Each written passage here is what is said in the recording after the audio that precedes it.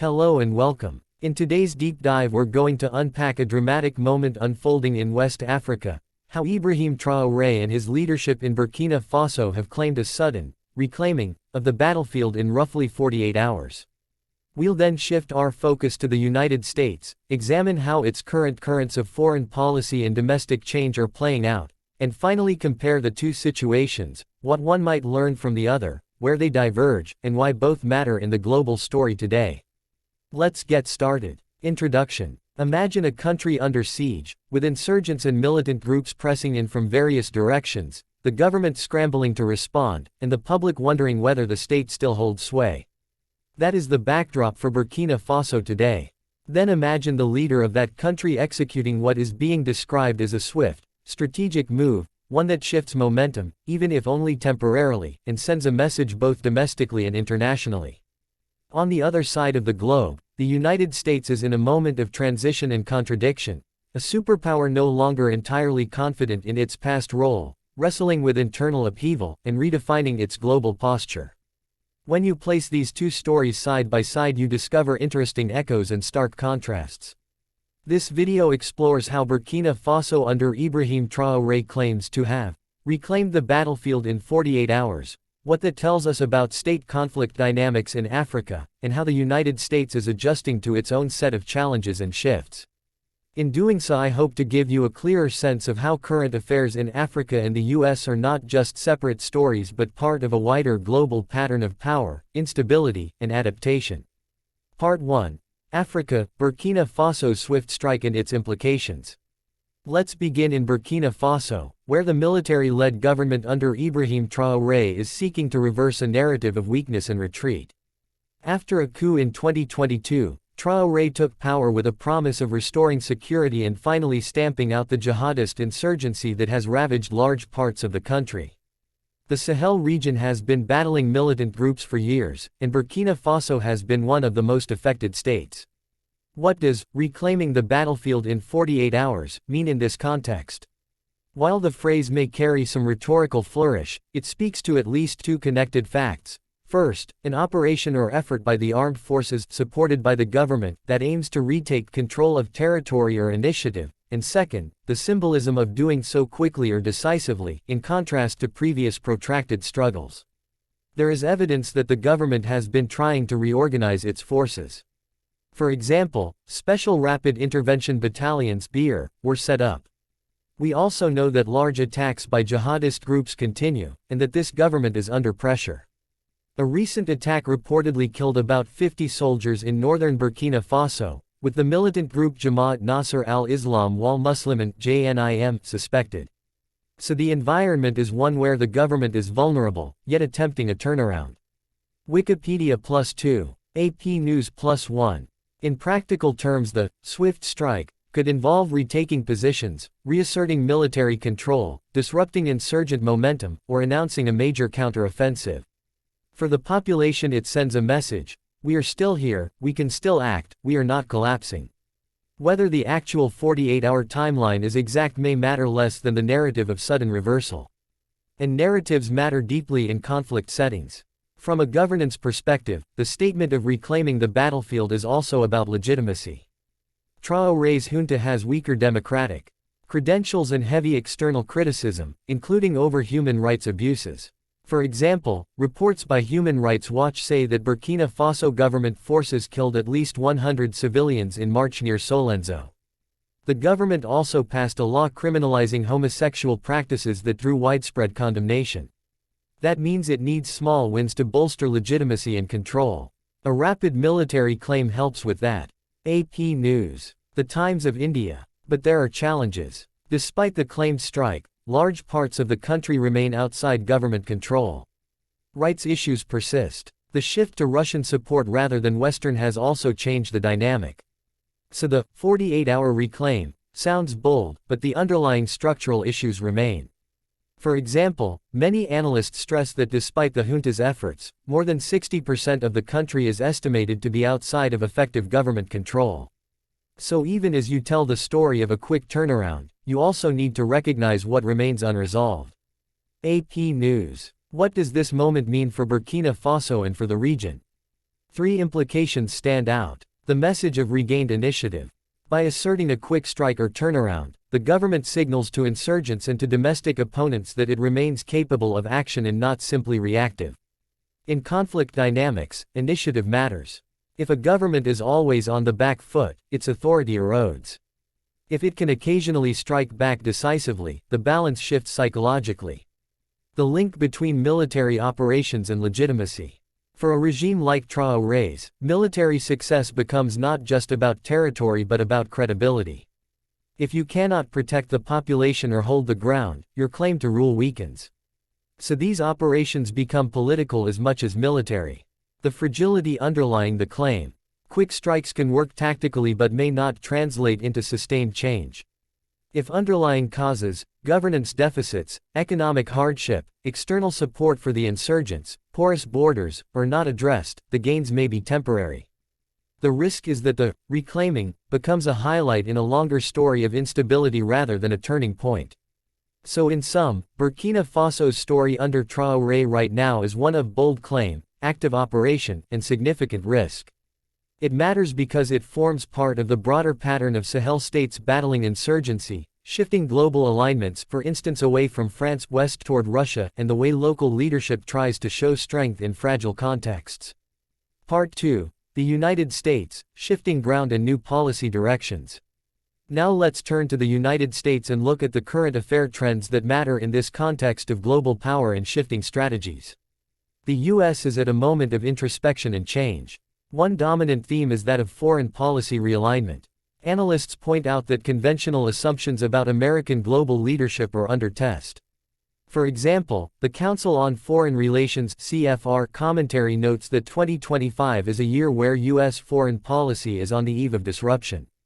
Another piece stresses that some of the foundational assumptions behind U.S. policy, for instance that international agreements require American leadership, are being questioned. So one thing to stress is that the US is shifting not just tactics but perhaps identity, what it sees as its role in the world. Council on Foreign Relations, Stimson Center. Specifically, here are a few key areas.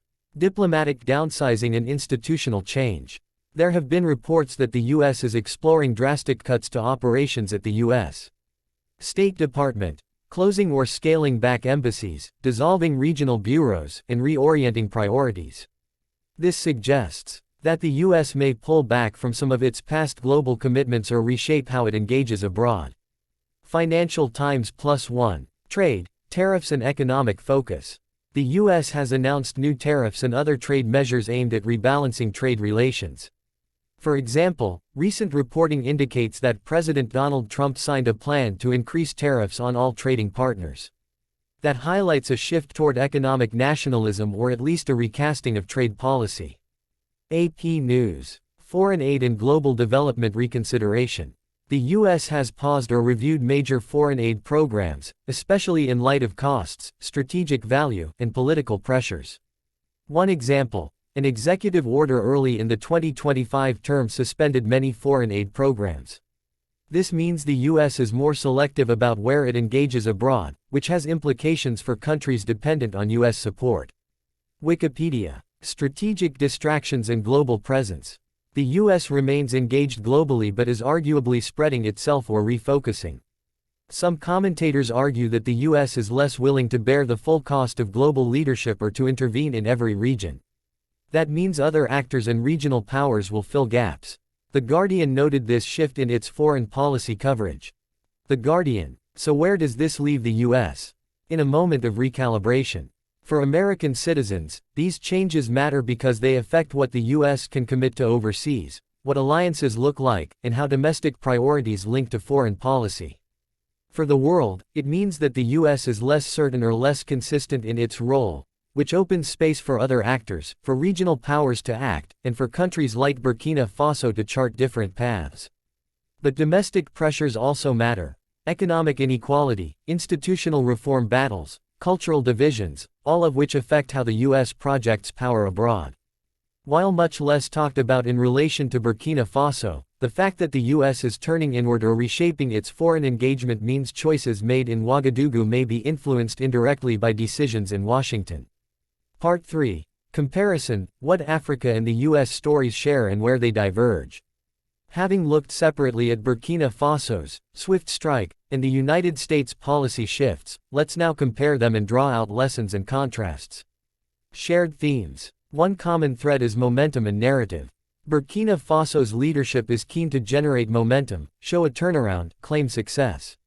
The US is similarly seeking to generate momentum, only in this case it's about redefining its role, resetting expectations, creating a new narrative. Both are aware that perception matters. Another shared theme is legitimacy and capability. For Burkina Faso, the government depends on being seen as capable of defending territory, protecting citizens, and asserting authority.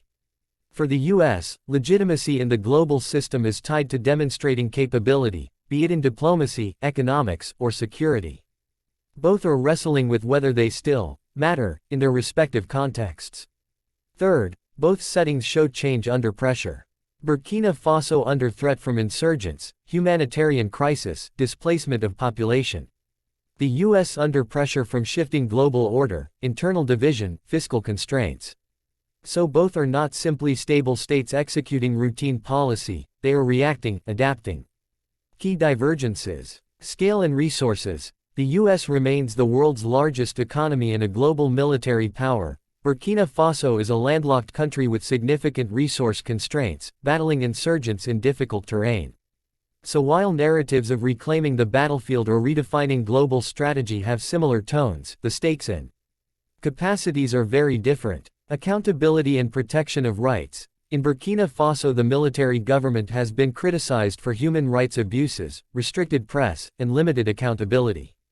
For the US, while many debates exist over rights, institutions and checks remain comparatively stronger, though under strain. This difference matters. When you see a swift strike in a country with weak accountability, you ask whether the methods were legal, whether civilians were harmed, and whether long-term stability is built. In Burkina Faso, multiple reports indicate serious abuses.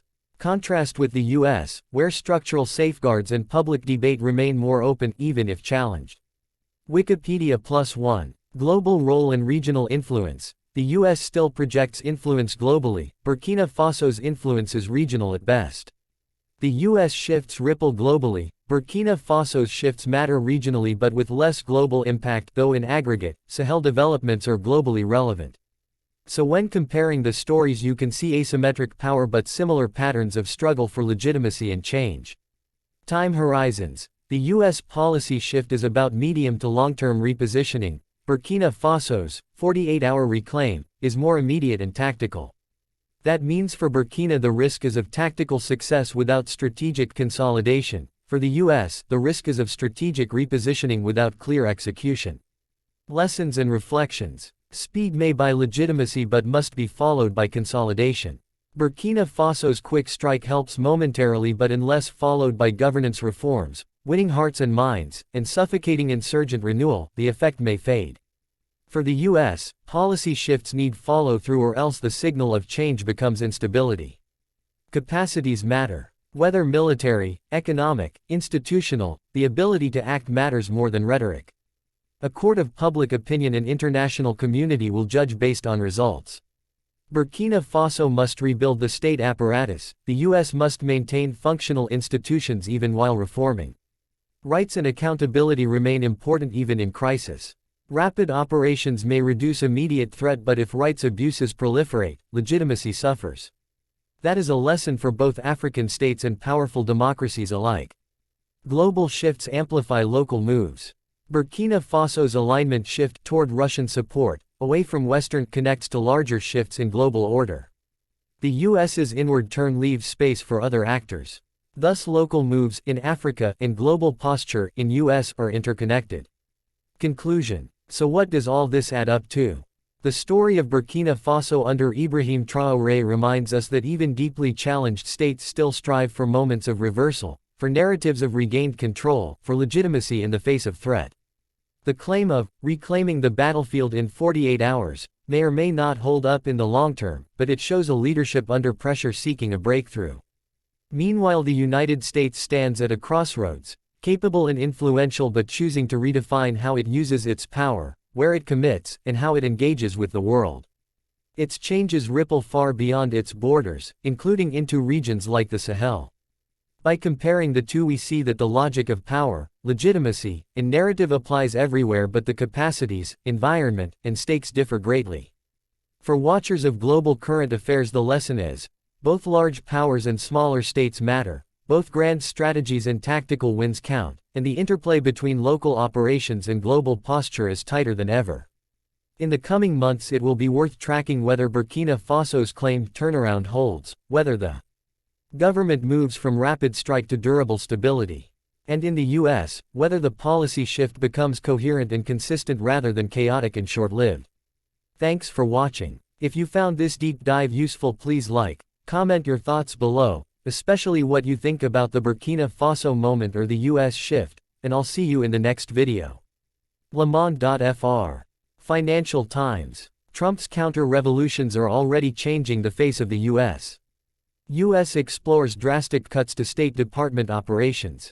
February 11. April 20.